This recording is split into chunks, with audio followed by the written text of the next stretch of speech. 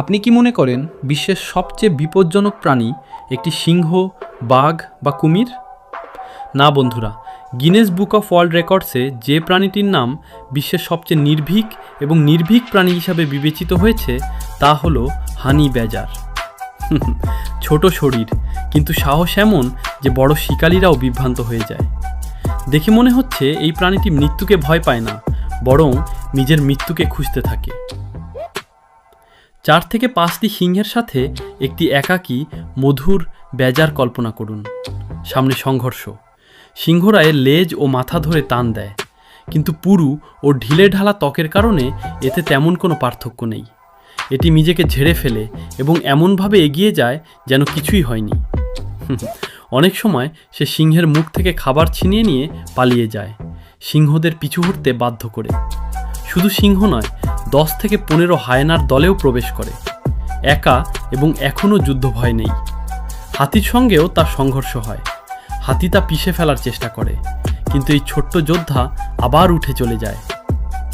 এখন শোনো, সবচেয়ে বিপজ্জনক জিনিস হলো বিষাক্ত সাপ কোবরা বা পাফফেডার।